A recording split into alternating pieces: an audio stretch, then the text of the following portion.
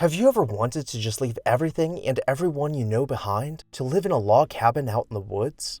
Hi everyone, Ken here. Today we are exploring the Palmer's Log Cabin. Make sure to hit that subscribe button so you never miss an exciting episode of This House. In the mid-1880s, Michigan Senator Thomas Palmer wanted to surprise his wife Lizzie with a very special gift. Lizzie had grown tired of the constant hustle and bustle of city living.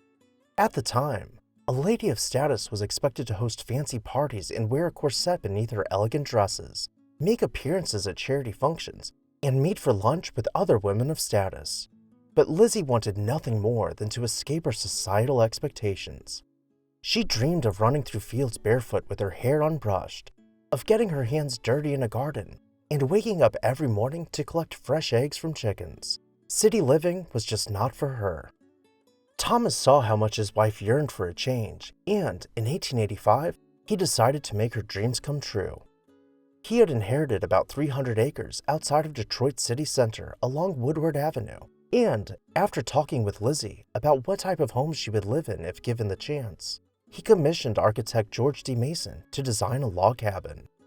The couple chose the perfect location on the property to begin building their log cabin, trenching out an artificial pond which could be used as a swimming hole and stocked with fish.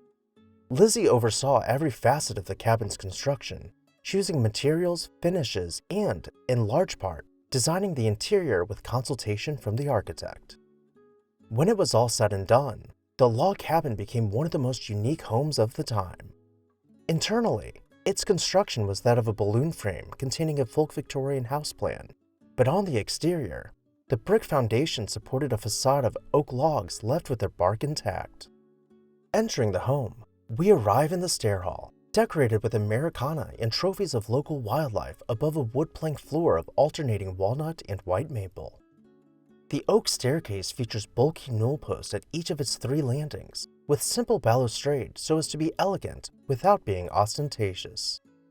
To one side, the dining room featured a table cozied up to a floor-to-ceiling brick fireplace. From the ceiling, gourds, herbs, garlic, and other vegetation was suspended above a table with mixed and matched chairs. To the other side of the stair hall, the parlor mirrors the dining room with a nearly identical fireplace and hanging maze. Every seat was meant to be comfortable as the family would gather every summer night to sing songs at the piano. The bedrooms could be left open to allow for a cool breeze, or their pocket doors could be closed to contain the heat of wood-burning stoves. The Palmers added to their collection of Americana over time, bringing in spinning wheels, tools used on the frontier, and other odds and ends to demonstrate what life was like in the early days of the settlers. The family returned to the house every summer, where Lizzie could take a much-needed break from society's expectations of her. Thomas was known to invite other politicians over for bonfires, and when another senator would visit, he would make them plant a tree instead of signing a guest log.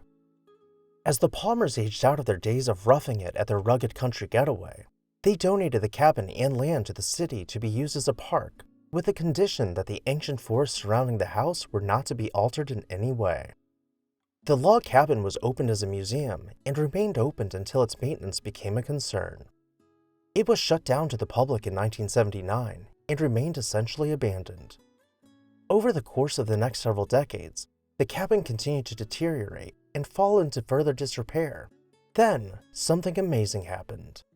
The community stepped up to form a foundation which intended to fix the log cabin and get it open to the public once again.